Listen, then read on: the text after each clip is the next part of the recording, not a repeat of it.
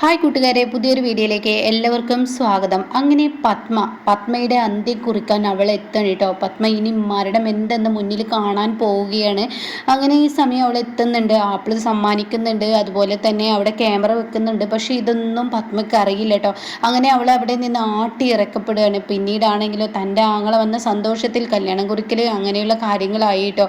അങ്ങനെ കല്യാണം കുറിക്കണം, അതായത് വേദയെ ആങ്ങളുടെ മകനെ കൊണ്ട് കല്യാണം കുറിക്കുന്ന ആ ഒരു സീൻ കുറിച്ചൊക്കെയാണല്ലോ ഞാൻ പറഞ്ഞപ്പോൾ ഈ ഒരു കഥ കേൾക്കുന്നതിന് മുന്നേ, ഇതിനെ കേൾക്കാത്തവരുണ്ടെങ്കിൽ ഇതിന് മുന്നേ 2-3 വീഡിയോ അടുപ്പിച്ചിട്ടുണ്ടല്ലോ. അപ്പോൾ അത് എടുത്ത് കേട്ടാൽ മതി കേട്ടോ.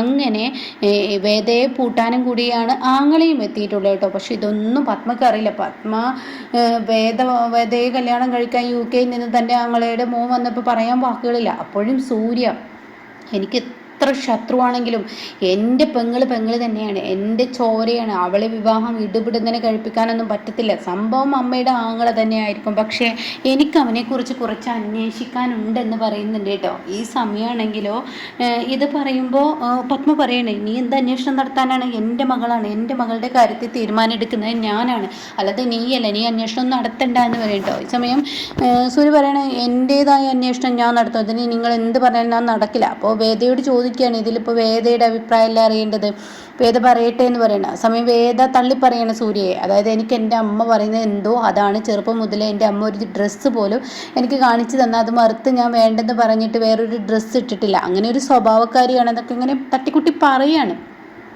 സമയമാണെങ്കിലോ ഈ വാക്കുകളൊക്കെ ഇങ്ങനെ കേൾക്കുമ്പോൾ ഉടൻ തന്നെ എന്താ പറയേണ്ടതെന്ന് അറിയില്ല. അത്രയും വലിയ ആ ഒരു ദേഷ്യം സൂര്യക്കുണ്ട്. എന്ത് ചെയ്യാൻ, ഇവളൊന്നും എൻ്റെ സ്നേഹം മനസ്സിലാക്കുന്നില്ല, ആയിക്കോട്ടെ എന്നുള്ള ആ ലെവലിൽ നിൽക്കണം.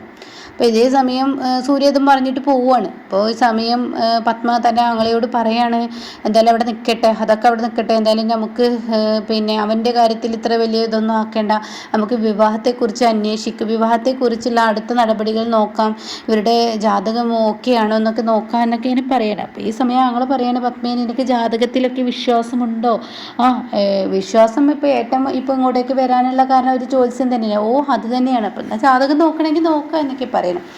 ആ സമയം ഇന്ദ്രജിയോട് പറയണം, എന്തായാലും ആങ്ങളെ വന്നിട്ട് ഒത്തിരി നേരമായി, ഭക്ഷണം വിളമ്പാൻ പറയും, ഇവർക്കൊക്കെ നന്നായി വിശക്കുന്നുണ്ടാവുമെന്ന് പറയണം. അപ്പോൾ ഈ പെങ്ങളാണെങ്കിൽ, അതായത് ആങ്ങളയുടെ മകള്, ഈ സൂര്യയുടെ മുറപ്പെണ്ണ് കുറച്ച് കിടുക്കാച്ചിയാണ് കേട്ടോ. പത്മയുടെ പോലെ തന്നെ ഭയങ്കര ദുഷ്ടത്തിയാണ്.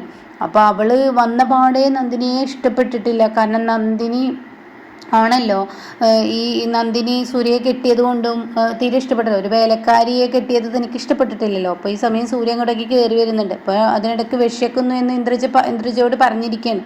ഇന്ദ്രജ താഴെ ചെല്ലുമ്പോൾ ഉടൻ തന്നെ നന്ദിനി പറയാണ്, ഇനിയും വിഭവങ്ങൾ ഉണ്ടാക്കാനുണ്ട്, 1-2 കറികൾ പോരല്ലോ, ഇവർ ഒരു ഗസ്റ്റ് അല്ല, ഗസ്റ്റിന് അതിൻ്റേതായ ഒരു രീതിയിൽ ഭക്ഷണം കൊടുക്കണ്ടേ, അപ്പോൾ കുറച്ചും കൂടി റെസിപ്പീസ് ആവാനുണ്ട്, ഒരു അരമണിക്കൂർ എനിക്ക് സമയം തരണമെന്ന് പറയട്ടോ. സമയം എടി നീ ഇവിടുത്തെ വേലക്കാരിയാണ്, വേലക്കാരി ഞങ്ങളോട് ഓർഡർ ഇടാൻ പാടില്ല, ഞങ്ങൾ പറഞ്ഞ സമയത്ത് എനിക്ക് ചെയ്യാൻ ഒരാളില്ല, ഞാൻ ഒറ്റക്കാണ് ഇതൊക്കെ ചെയ്യുന്നതെന്ന് നന്ദിനി ഇപ്പോൾ സുരേന്ദ്രജിയോട് പറയുന്നുണ്ട്.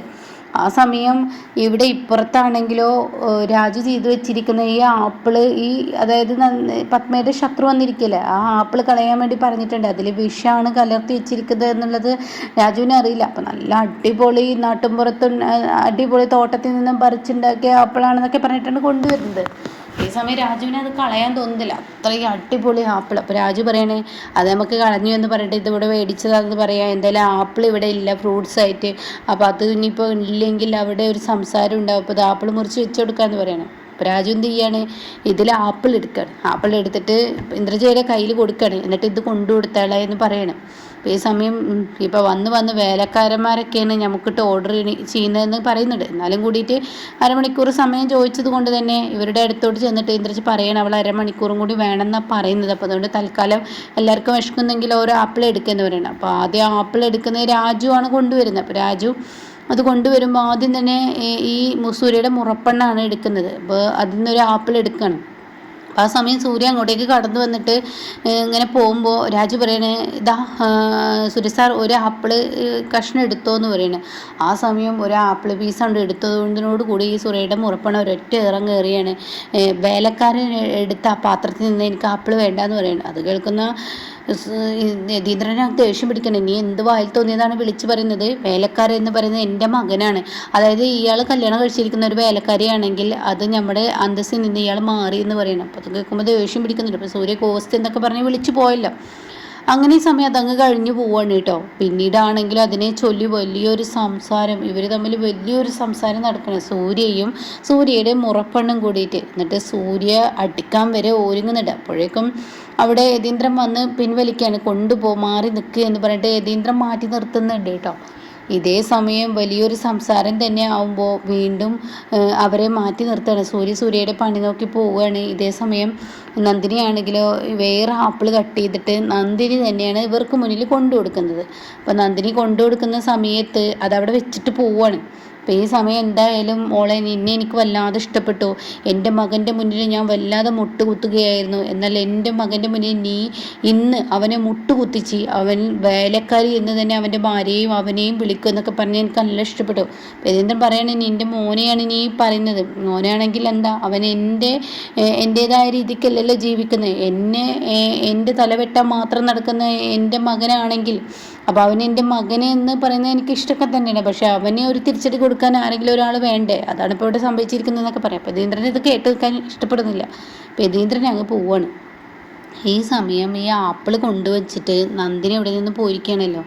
അങ്ങനെ അതിൽ നിന്ന് ആദ്യം ആപ്പിൾ എടുക്കുന്നത് ഈ പറയുന്ന പത്മയാണ്.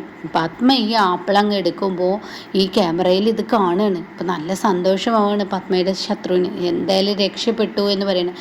അപ്പോഴേക്കും പത്മയുടെ ആങ്ങള അതിൽ നിന്നൊരു ആപ്പിൾ എടുക്കുന്നുണ്ട്. അപ്പോൾ പത്മയാണെങ്കിലോ, മോളെ നീ നല്ലൊരു ആൾ തന്നെയാണ്, ഇങ്ങനെ വേണം പെൺകുട്ടികളായാൽ, ഒന്ന് പറഞ്ഞാൽ 10 മറുപടി കൊടുക്കണം, അതിനുള്ള കഴിവ് നിനക്കുണ്ടെന്നൊക്കെ പറഞ്ഞിട്ട് സൂര്യയുടെ മുറപ്പെടിനെ ഇങ്ങനെ പുകഴ്ത്തുന്ന സമയത്ത് ഈ ആപ്പിൾ വായിലോട്ട് പോയില്ല.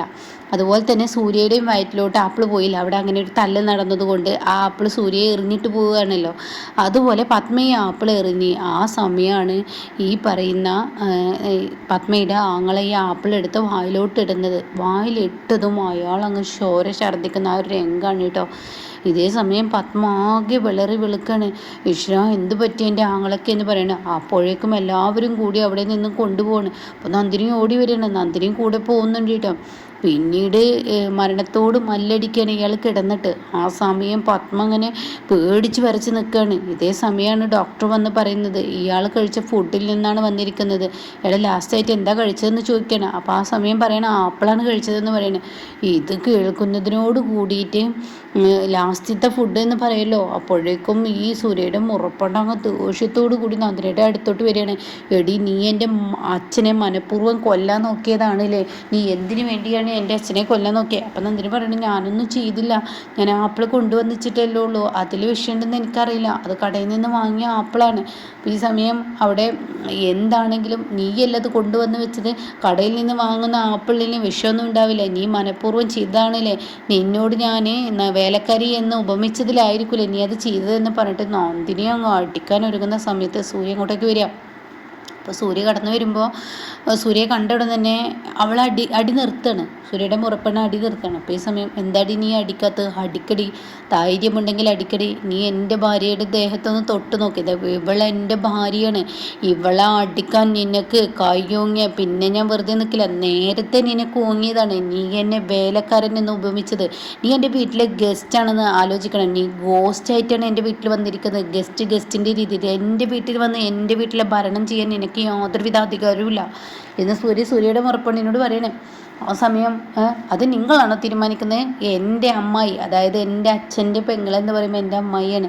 ആ വീട്ടിൽ എനിക്ക് എന്ത് അധികാരമെന്ന് ഈ അമ്മായി പറയട്ടെ, ഈ ആൻറ്റി പറയട്ടെ എന്ന് പറഞ്ഞിട്ട് അവൾ സംസാരിക്കുമ്പോഴേക്കും സൂര്യ, ഓഹോ, നിൻ്റെ അമ്മായി, നിൻ്റെ അമ്മായിക്കൊരു വീടുണ്ടെങ്കിലല്ലേ എന്ന് പറഞ്ഞിട്ട് സംസാരം തുടങ്ങുമ്പോഴേക്കും ഈ അതായത് അവളുടെ ജ്യേഷ്ഠനുണ്ട്, സൂര്യയുടെ മുറപ്പെണ്ണിൻ്റെ ജ്യേഷ്ഠനുണ്ടല്ലോ, അവന് അതിൽ സംസാരിക്കുകയാണ്. സൂര്യ സോറി സൂര്യ, അവൾക്ക് എടുത്ത് ചാട്ടം കൂടുതലാണ്. അച്ഛനിങ്ങനെയൊക്കെ സംഭവിച്ചപ്പോൾ പെട്ടെന്ന് അവൾ അങ്ങനെ ചാടിയതാണ് എന്ന് വെച്ച് എൻ്റെ ഭാര്യയുടെ നേർക്കെടുക്കണ്ട. എൻ്റെ ഭാര്യ ആരെയും ഇന്നുവരെ കൊല്ലാൻ നോക്കിയിട്ടില്ല. അങ്ങനെ ഒരു ശത്രുതയുള്ള പെണ്ണല്ല എൻ്റെ ഭാര്യ.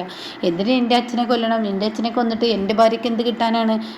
അയാൾ എൻ്റെ അമ്മാവനും കൂടിയാണ്, അത് ആലോചിക്കണം. അപ്പോൾ അവൻ പറയാണ്, വേദയെ കല്യാണം കഴിക്കുന്ന ചെറുക്കൻ പറയണേ, എന്തായാലും സോറി സൂര്യ, എൻ്റെ അനിയത്തിക്ക് വേണ്ടി ഞാൻ മാപ്പ് പറയുന്നു, അവൾ കയ്യോങ്ങിയ തെറ്റ് തന്നെയാണ് എന്നൊക്കെ പറഞ്ഞിട്ട് അവിടെ ക്ഷമിക്കണം കേട്ടോ. പക്ഷേ ഇവിടെ പത്മയാണ് കെണിയിൽ വീഴ്ത്താൻ വന്നിരിക്കുന്നത് എന്നുള്ളത് പത്മക്ക് അറിയില്ല. പത്മ അപ്പോഴും നന്ദിനിയാണെന്നുള്ള ദേഷ്യത്തിൽ നിൽക്കുകയാണ്. ഇനി പത്മ ഓരോ ദിവസം ആ ക്യാമറയ്ക്ക് മുന്നിൽ വെച്ച് ഇരയായും കൊണ്ടിരിക്കുകയാണ്. പത്മയുടെ മരണം കുറിച്ചിരിക്കുകയാണ് ആ ശത്രു. അപ്പോൾ എന്തായാലും പത്മ ഒരു പാഠം പഠിക്കും കേട്ടോ. ഈ ചെയ്തതിനെല്ലാം ഡബിൾക്ക് ഡബിൾ എന്ന് പറയുന്നത് പോലെ പത്മക്ക് ശിക്ഷ കിട്ടാൻ പോവുകയാണ് ഇനി.